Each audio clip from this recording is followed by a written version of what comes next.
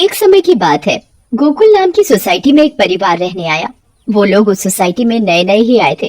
उस परिवार में राहुल, सविता और उनका 10 साल का एक बेटा भाविक रहता था। जैसे ही भाविक सोसाइटी के गेट के बाहर तक पहुंचता है, तभी से ही अपने सवाल जवाब शुरू कर देता है। वाह पापा, ये कितनी सुंदर सोसाइटी है। क्या हम इसी सोसाइटी में रहेंगे? हाँ हाँ बेटा, हम लोग इसी सोसाइटी में रहेंगे। देखो तो हमारा भाविक कितना खुश नजर आ रहा है। अब तो मेरे यहाँ पर नए नए दोस्त बनेंगे, इतना मजा आएगा। हाँ हाँ बेटा, बहुत मजा आएगा। चलो अब अंदर चलो। जैसे ही वो लोग सोसाइटी के अंदर कदम रखते हैं, तभी जोर जोर से हवा चलने लगती है और भाविक को कुछ अजीब सा महसूस होने लगता है। मम्मी देखो तो, हमारे आते ही ये कितनी जोरों से हवा चलने लगी है। मुझे कुछ अजीब सा भी लग रहा है। नहीं बेटा, ये बस तुम्हारा वहम होगा। बच्चा समझकर सविता भाविक की बात को नजरअंदाज कर देती है। वो लोग अपने फ्लैट पर पहुंचते हैं। चलो चलो, अब आप दोनों जल्दी से फ्रेश हो जाओ, सोने का समय हो गया है। हाँ, क्योंकि कल मुझे इंटरव्यू के लिए भी जाना है। भाविक, राहुल और सविता कमरे में जाकर सो जाते हैं। ऐसे ही चलते चलते उन्हें 1 महीना बीत जाता है। एक दिन राहुल का बॉस उसे ऑफिस के काम से सूरत जाने को कहता है। ये तो कितनी अच्छी खबर है। मैं ये बात सोसाइटी जाकर सविता और भाविक को बताऊंगा, तो वो दोनों भी बहुत खुश हो जाएंगे। राहुल घर जाकर ये बात सविता और भाविक को बताता है। सविता, ओ सविता, कहाँ हो तुम? तुम्हें एक खुशखबरी देनी है। अरे हाँ हाँ, क्या हुआ? इतना क्यों चिल्ला रहे हैं आप? हाँ पापा, क्या हुआ? आप इतने खुश क्यों नजर आ रहे हो? अरे खुश ना हो तो क्या करूं, बात ही ऐसी है। अब आप बताएंगे भी, क्या बात है? मुझे मेरी नौकरी की तरफ से सूरत ले जा रहे हैं। बहुत बड़ा प्रोजेक्ट है। अगर सब अच्छे से हो गया तो क्या पता वहाँ से आने के बाद मेरा इंक्रीमेंट भी हो जाए।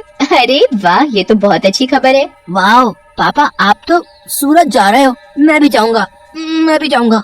बेटा, मैं तुम्हें अपने साथ नहीं ले जा सकता। और सविता, तुम मेरा सामान पैक कर दो। मुझे आज ही रात 12 बजे तक निकलना है। मैं बस कुछ ही दिनों के लिए जा रहा हूँ। सविता राहुल का सामान पैक कर देती है और राहुल उसे रात 12 बजे सूरत के लिए निकल जाता है। चलो भाविक, अब तुम भी जल्दी से दूध पीकर कमरे में सोने चलो। ठीक है मम्मी। सविता और भाविक अपने कमरे में चले जाते हैं। सविता तो सो जाती है, मगर भाविक को नींद नहीं आती। बहुत तेज बारिश होने लगती है।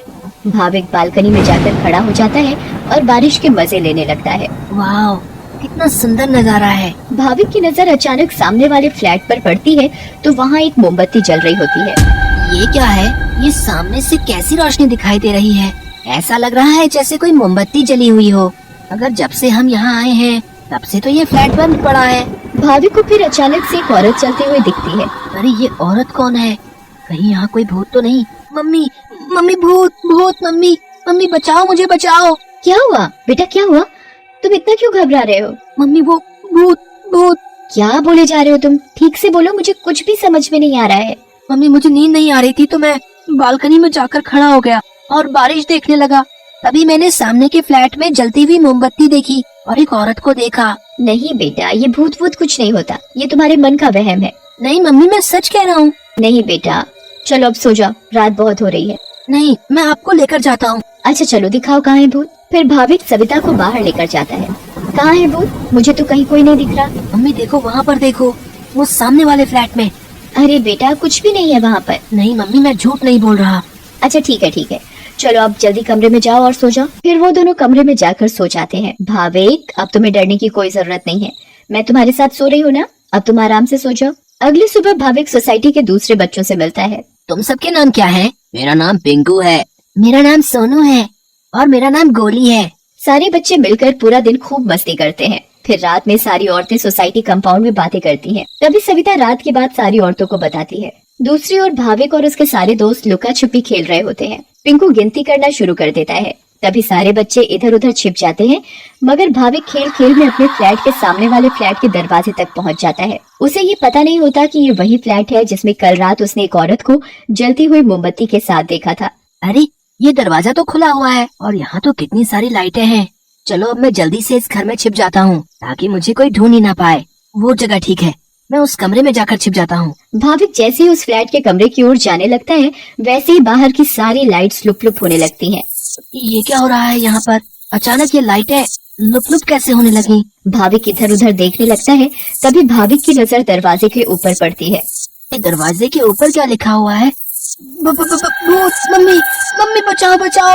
भाविक चिल्लाते हुए सोसाइटी कंपाउंड में जा पहुंचता है। अरे ये आवाज तो भाविक की लग रही है। ये तो भाविक की आवाज है। भाविक की आवाज सुनकर सारी औरतें और आदमी कंपाउंड में जमा हो जाते हैं। तभी वो देखते हैं कि सामने से भाविक भागते भागते चला आ रहा है। मम्मी मम्मी, वहाँ सच में वहाँ भूत है। क्या हुआ बेटा भाविक? हाँ बेटा क्या हुआ? तुम इतने घबराए हुए क्यों लग रहे हो? हाँ बेटा कुछ तो बताओ। कहीं तुमने फिर से सामने वाले फ्लैट में भूत तो नहीं देख लिया? भूत? भूत? कहाँ है भूत? मैं छुपने के लिए एक फ्लैट में चला गया क्योंकि उसका दरवाजा खुला हुआ था। मैंने वहाँ लिखा देखा क्या लिखा देखा और कहाँ देखा? कि यहाँ से चले जाओ वरना मैं तुम्हें मार दूंगी। चलो बेटा तुम हमें वहाँ लेकर चलो। हाँ, चलो अंकल, मैं आपको वहाँ लेकर चलता हूँ, आप खुद ही देख लेना। भाविक सभी लोगों को उस फ्लैट में लेकर जाता है। कहाँ लिखा है बेटा? अरे यही तो लिखा था। चलो भाई, यहाँ तो कुछ भी नहीं है। बेटा भाविक चलो, अब चलो। सभी लोग भाविक को वहाँ से ले जाते हैं, मगर भाविक उस दरवाजे को देखते देखते चलता है। नहीं अंकल, मैं सच बोल रहा हूँ। हमें इस बच्चे की बात एक बार मान लेनी चाहिए और आज रात मिलकर सोसाइटी पर नजर रखनी चाहिए। हाँ आप सही बोल रहे हो, क्या पता ये सब सच हो। तो ये तय रहा कि आज रात हमारे पति सोसाइटी की देखभाल करेंगे। उस रात 3 आदमी सोसाइटी के गेट पर खड़े रहकर सोसाइटी की देखभाल कर रहे थे। मुझे जरा बाथरूम जाना है, मैं बस अभी जाकर आता हूँ। हाँ ठीक है, तुम होकर आओ। क्या हुआ जी? गुड्डू को बहुत डर लग रहा है और वो बोल रही है कि आप ही उसे सुलाएंगे, तो आप जरा ऊपर आकर उसे सुला जाएंगे। ठीक है, अभी आता हूँ। दूसरा आदमी पहले आदमी से बोलता है, मैं जरा अपनी बेटी को सुलाकर आता हूँ, उसे डर लग रहा है। अब सोसाइटी के दरवाजे पर सिर्फ रमेश यानी तीसरा आदमी ही बचता है। कहाँ रह गए ये दोनों? वो आदमी इधर उधर घूमता रहता है और अब उसे भी अकेले डर लगने लगता है। तभी उस आदमी को किसी औरत का साया दिखता है। उसके लंबे खुले हुए बाल और पायल की छम छम आवाज। चुड़ैल, बचाओ बचाओ, चुड़ैल। फिर अचानक वो चुड़ैल उसके सामने आ खड़ी होती है और आदमी बहुत तेज चिल्लाता है और वहीं बेहोश हो जाता है। अरे ये चिल्लाने की आवाज किसकी आई? हाँ आवाज तो मुझे भी आई, चलो चलकर देखते हैं। सारे सोसाइटी वाले अपनी बालकनी में आ जाते हैं तो वो क्या देखते हैं कि वहाँ रमेश बेहोश पड़ा हुआ था। ये आवाज कैसी आई थी? फिर सोसाइटी वाले नीचे आ जाते हैं तो वो वहाँ पर रमेश को जमीन पर पड़ा हुआ देखते हैं। सब जल्दी से नीचे आते हैं। सविता और भाविक भी नीचे आ जाते हैं। अरे कोई इन्हें होश में लाओ, उठिए भाई साहब उठिए। फिर कुछ ही देर में रमेश को होश आता है और वो सारी बात सोसाइटी वालों को बताता है जो उसके साथ कुछ देर पहले हुई थी। तभी सोसाइटी में अजीब सी आवाजें आने लगती हैं। मम्मी देखा ना, मैंने बोला था ना कि भूत है। हाँ बेटा तुम सही कह रहे थे। तभी सोसाइटी के बीचों बीच धुआं उठने लगता है और वहाँ वो चुड़ैल आ जाती है। कौन हो तुम और क्यों हमें इतने दिनों से परेशान किया हुआ है? हाँ बताओ, क्यों तुमने इतने दिनों से इन लोगों को परेशान किया हुआ है? हम भी तो इसी सोसाइटी में रहते हैं, तुमने कभी हमें तो परेशान नहीं किया, तो इन लोगों को ही क्यों? हाँ बोलो बोलो। तुम्हारी वजह से मैं कितना डर गई थी। बताती हूँ, सब बताती हूँ। कई सालों पहले जब मेरी शादी हुई तो मैं और मेरे पति रवि सविता के सामने वाले फ्लैट में रहने आए। हम बहुत खुश थे, पर अचानक मेरी माँ की तबीयत खराब होने की वजह से मुझे कुछ दिन के लिए यहाँ से जाना पड़ा। और तभी सविता के फ्लैट में एक बहुत सुंदर लड़की रहने आई। रवि उस लड़की को पसंद करने लगे थे और वो लड़की भी। उस लड़की को ये बात नहीं पता थी कि रवि शादीशुदा है। मैं जब वापस आई और मुझे ये सब पता लगा तो मैंने रवि को समझाने की बहुत कोशिश की, बहुत लड़ाई की, पर वो नहीं माने। रवि मुझे छोड़कर उस लड़की से शादी करना चाहते थे और एक दिन रवि और वो लड़की चुपके से अचानक कहीं चले गए। मैंने उन्हें ढूंढने की बहुत कोशिश की मगर वो मुझे कहीं नहीं मिले। और एक दिन मैंने उन दोनों को बाजार में साथ देखा। उन दोनों ने शादी कर ली थी। मैं भागते हुए घर आई और ये बात मुझसे बर्दाश्त नहीं हुई और उसी रात मैंने फ्लैट से कूदकर अपनी जान दे दी। और उस दिन से इस फ्लैट में किसी को रहने नहीं देती जिसमें सविता और उसका परिवार रहता है। हमें बहुत दुख हुआ सुनकर जो भी तुम्हारे साथ हुआ, पर इसमें मेरे और मेरे परिवार का क्या कसूर है? हाँ आंटी, आप तो अच्छी आंटी हो, ऐसे कैसे कर सकती हो? चुड़ैल भाविक की मासूमियत देखकर पिघल जाती है। ठीक है, अब मैं तुम लोगों को कभी परेशान नहीं करूंगी। ऐसा कहते ही वो चुड़ैल हवा में गायब हो जाती है और कभी किसी को परेशान नहीं करती।